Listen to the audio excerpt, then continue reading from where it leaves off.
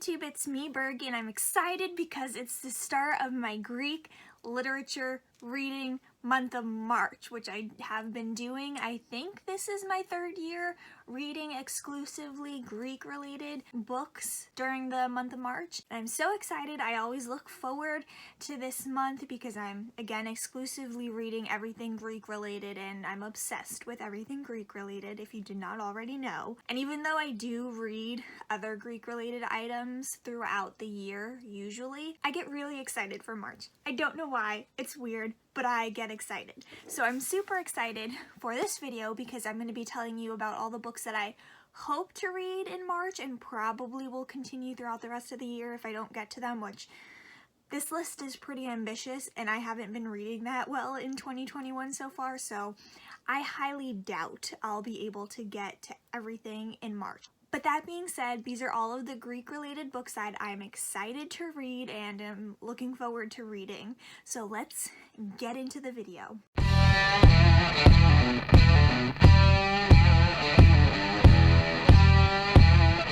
First up is kind of the most shameful that I haven't read yet, but I plan on reading the whole series. So the series is the Trials of Apollo series by Riordan. The books being The Hidden Oracle, The Dark Prophecy, The Burning Maze, The Tyrant's Tomb, and lastly, The Tower of Nero. Now, the reason why I'm ashamed about this series is because this last book came out in October of 2020, and I have yet to read it.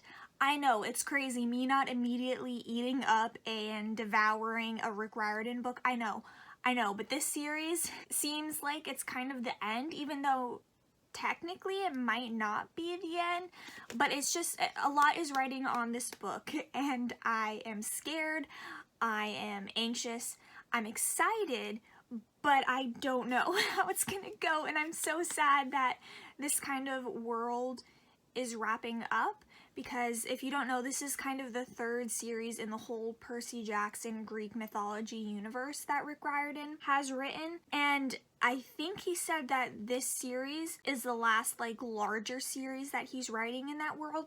If he does write any more books in this world, it might be standalones or shorter books, and I just love this world, so I'm sad to see it pretty much end, even though it's not necessarily ending for good. I'm also nervous because so far this series has been a little disappointing, and I don't know if it's because I'm not meshing well with the story or Rick Riordan's writing in this series, or if it might be just me growing out of middle grade books. I'm not sure, but I'm so sad and disappointed in myself that I haven't read this yet.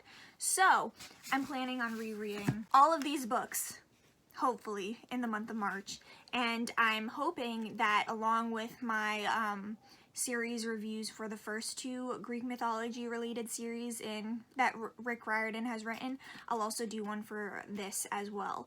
So that's also why I'm planning on rereading it all. So you have that to look forward to, and I'm super excited.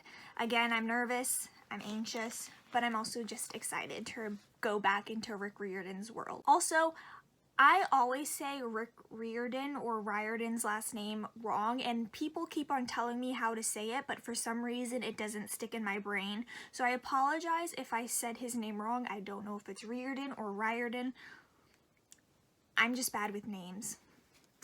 To be honest, I probably wouldn't be able to spell or to pronounce my own name correctly if I didn't constantly hear it all the time. So next up is another series, hence why this is so ambitious, of a TBR, and it is the entire Adventures of Odysseus series by Glyn Iliffe. I had read the first book last year, and oh my goodness, I really enjoyed it, and because of that, my mom got me for Christmas / my birthday the entire series, and I haven't touched them since Christmas, so I really need to read them because I also just want to read them. So in this series, there is King of Ithaca, The Gates of Troy, The Armor of Achilles, The Oracles of Troy, The Voyages of Odysseus, and finally, The Return to Ithaca. So basically, this series is a more narrative telling of the story of Odysseus. A lot of the ancient sources of Odysseus are fragmented, or it's not as cohesive as this narrative would be. So when I first read this, I did already know a lot of the stuff it was telling about Odysseus and his life, but it was interesting to see it in a more narratively told format, because like I said, you might be able to find a little snippet of Odysseus in this ancient work and then a different snippet in that ancient work, and then really the only cohesive storyline that we have of Odysseus is the Odyssey by Homer, and that's not the entirety of his life. That's only like a small portion. Well, 10 years, but a small portion of his life. And this kind of goes from pre-Trojan War to, I'm guessing, post-Trojan War. I'm not sure. But even though I've already read this book and relatively recently, I do want to reread this in order to continue on with the rest of the series.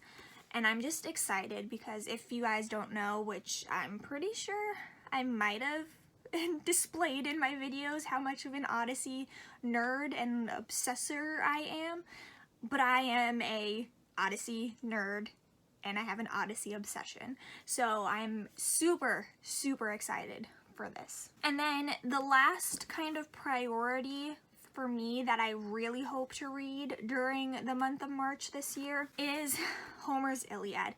I had started this in January and I'm still only halfway through. Holy crap, is this book dense.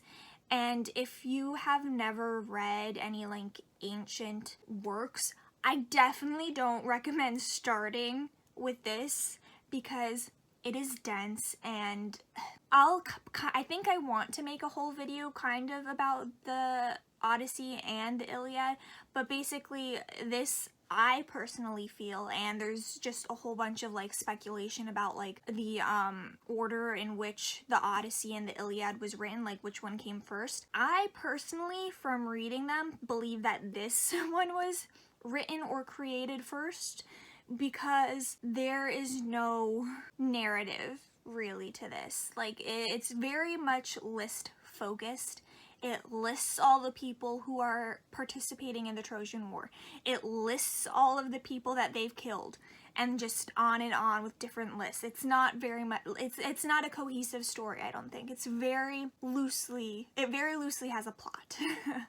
And me having read portions of this and have studied aspects of the Iliad and other ancient works, it's even tedious for me to get through. Like I said, I started this in January, and I'm just starting book 13 out of 24. So that's not saying a lot for this, but I do want to get it done. I don't think I've actually ever completely read through the Iliad. I've definitely done it for the Odyssey because that's so much better, and I definitely recommend starting with the Odyssey if you want to delve into ancient Greek literature. But the Iliad is just so dry and dense. And again, like, there are sections where I was like, oh, that's cool, that's an area that we've picked apart for classes and that kind of stuff, and it is interesting and it is worthy of delving farther into, but I can understand why classes don't make you read the entirety of the Odyssey or the Iliad, because it's just tedious.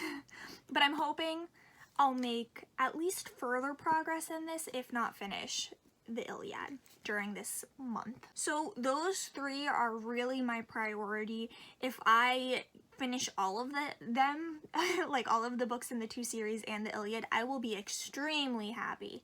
However, there are some other books that I would love to read as well, and will probably be continued on after the month is over. Now, the only other books that I have that I can show right now, tragedies, I should say, from Aeschylus. He is a tragedian from classical times, although that might be the wrong period. He might be slightly older than the classical period, but either way, I've read some of Aeschylus's tragedies for classes, and I did enjoy them, but I want to read more and actually go through and try to read all of the ones that we have surviving. So I do have 3 different editions. I have the Oxford World Classics edition that is translated by Christopher Collard, and this only includes the Oresteia, which is a trilogy of plays, which is really interesting because it's the only trilogy that survives from ancient Greek times, and this includes Agamemnon, Libation Bearers, and Eumenides. This is tied to the Odyssey and the Trojan War in general because it follows as Agamemnon returns home from the Trojan War and everything that kind of happens after he returns. I've definitely read most of these, if not the entire trilogy, for my classes, or at least I know the basic plot line of this trilogy. I just want to kind of reread it again, partially because I want to read all of Aeschylus's stuff, or I want to try to read as much as I can during this year, but also because I'm kind of hoping to make a whole like Trojan War universe where I kind of tell you guys where certain ancient works fall within like the timeline of the Trojan War. So that would definitely be included in it. So I have this bind up, and then I also have the Penguin Classics bind up of the Oresteia, translated by Robert Fagles. So this just also has Agamemnon, the Libation Bearers, and the Eumenides. I don't know which one of these I'll read. I think I probably read it from this translation in full or close to full, so I don't know. I'll just pick whichever one I feel like it. And then I also have this Penguin's Classics version, which has Prometheus Bound and other plays. So it has Prometheus Bound, the Suppliants, 7 Against Thebes, and the Persians. I've definitely read Prometheus Unbound because I wrote my dissertation on Prometheus. I think I might have read some of the other plays in here, but I'm not 100% sure, and that's part of the reason why I kind of want to read all of them again. Now, I don't know if across these 3 collections I have all of Aeschylus's tragedies that survive. If I don't, I will try to find somewhere that I can read them from, and I honestly might have other bind-ups of his tragedies somewhere in my shelves. I just haven't gotten them to show you. But yeah, I would love to read more of Aeschylus's tragedies. And honestly, this is another good place, or ancient Greek tragedies are another good place to start if you're interested in reading ancient Greek literature. I forgot I also had this on my list, and it's the Homeric Hymns, a new translation by Michael Cruden in the Oxford World's Classics edition. These are hymns that have been attributed to Homer, but that might not be correct. They might have been post-Homer, but in the Homeric traditional manner. And I got this because I didn't realize that this existed, and when I did, I was like, oh, another Homer-related work. I gotta pick it up. So this just has a whole bunch of different hymns, as I said, and they're all to do with the gods. So within them, you get to learn more, or I guess this would be the source material for some of the other myths that we know about the Greek gods, so it would be interesting to read like their original. I have read 2, I think, in here. One was a hymn to Demeter, and the other was a hymn to Apollo, for an online class I was taking, and they were really interesting, especially to kind of pick apart. I won't say that they're as interesting a read as the Odyssey. It's not going to replace my love for the Odyssey, but it is an interesting thing. Okay, sorry if my camera position moved. I have to be quick because apparently my phone doesn't have a lot of space left for videos. So, as I was saying, I need to be quick. So, the rest of the books that I want to read. Firstly, I am probably going to end up reading some Greek Harlequins. I haven't been reading much other than romance, so that's a go-to probably. I would love to read The King Must Die by Mary Renault. It's a Theseus retelling, and Mary Renault is very known for a lot of Greek myth retelling, so I want to read one of her books. I would love to read Zone Defense by Petros Markaris. I read the first book in his Kostas Haritos series. It's a kind of police inspector procedural, and I really enjoyed the first one. The only thing is, I'm probably going to have a hard time finding this book to read. I'd like to read Love and Olives by Jenna Evans Welch. It's a young adult kind of romance / contemporary, I think. and it's set in Santorini with Greek main characters, so of course I'd love to read that. Then there's The Bone Season by Samantha Shannon. That one's kind of higher up in my list because, one, I didn't realize it was a Prometheus retelling, or at least the series is loosely based off of the Promethean myths, and I'm obsessed with Prometheus, so I definitely want to get to that. And it's also dystopian in nature, so it's the perfect book for me, so I definitely want to read that. Then we have Love in Other Words by Christina Lauren. This is again on my list because it's a romance, and I've kind of been in a romance mood, or that's the only thing I can consume because it doesn't require as much effort to read. I did read a Christina Lauren before and I enjoyed it, so I'm interested to read this. It's basically a second chance romance with a Greek main character. At least I assume he's a Greek main character because his last name definitely sounds Greek. I want to read The Black Flamingo by Dean Atta. This is a young adult mixed race gay teen drag artist book, and it sounds interesting. He's half Greek and I think half black, so I want to definitely read that. And then I just want to read a book by Nikos Kazantzakis. I read his popular Zorba the Greek and enjoyed it. And I don't really have a lot of Greek authors on this list, so I definitely wanted to add more. So this is another author that I'm hoping to get to.